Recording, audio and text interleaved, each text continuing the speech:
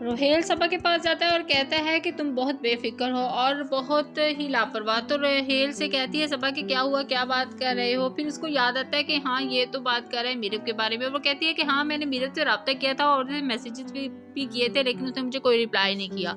तो रोहेल कहता है कि यकीनन वहाँ कोई मसला है, चलो वहाँ जाकर पता करते हैं। तो सबा कहती है कि खबरदार, जो बंदा तुम्हारे इवेंट में आकर इतना हल्ला गुल्ला कर सकता है वो तुम्हें अपनी जगह पर तुम्हारा क्या हासिल करेगा। तो ये ऐसा करने की सोचना भी मत। हाँ बिल्कुल सही कह रही है सबा।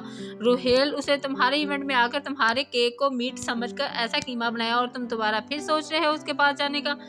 तो मीरब की माँ कहती है कि बेटा क्यों कर रही हो ये सब कुछ, हमें क्यों आजमा रही हो। मीरब अपनी माँ से कहती है कि मैं ये इसलिए कर रही हूँ कि आप मेरे लिए कुछ नहीं कर रही, जो हो रहा है चुपचाप बैठे देख रही हैं, मैं तमाशा बन गई हूँ। मीरब की माँ कहती है इस घर में सारा तुम्हारे लिए कोई कुछ नहीं कर सकता, यहाँ के फैसले अटल होते हैं। हाँ अगर तुम्हारी शादी मोहतसम से हो जाती है तो फिर तुम जो चाहो कर सकती हो, फिर तुम यहाँ की मलका हो और तुम्हारी खुद की अपनी मर्जी होगी।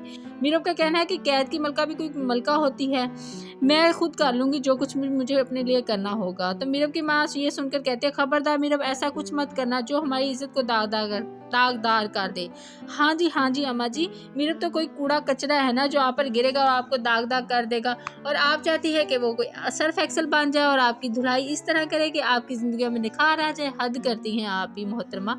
अम्मा जी के भी ख्यालात अजीब हैं। मीरब अपनी माँ की बात को सुनकर काफ़ी सैड होती है और वो कुछ जवाब नहीं देती और वो चुप करके बैठ जाती है, क्योंकि उसकी अम्मा अपनी ही कही जाती हैं। बेचारी मीरब, किराए के माँ बाप जो इसकी ज़िंदगी के लिए कुछ अच्छा सोच भी नहीं सकते। दूसरी तरफ जो भाभी बेगम है वो जाती हैं अनवर के पास और अनवर को देखती हैं कि वो कुछ तहरीर कर रहा होता है, कुछ वसीयत कर रहा होता है। वो कहती हैं कि सुबह सुबह क्या कर रहे हैं अनवर। तो अनवर कहता है कि अपनी ज़िंदगी का अहम फैसला कर रहा हूँ, अपने मरने से पहले कुछ अहम मामलात है जो निपटाना चाहता हूँ, वसीयत लिख रहा हूँ। तो भाभी बेगम कहती है कि ऐसा क्या हो गया कि आपको वसीयत लिखना पड़ी, आपको तो पता है कि आपका एक इकलौता ही वारिस है जो मुर्तसम है। तो अनवर कहता है कि हाँ लेकिन उससे पहले उसे मुझे मेरी एक शर्त मानना पड़ेगी, तभी पता चलेगा कि वो ही मेरा असली वारिस है। तो भाभी बेगम हैरान होती है और कहती है कि अपनों के साथ भी अब शर्तें चलेंगी।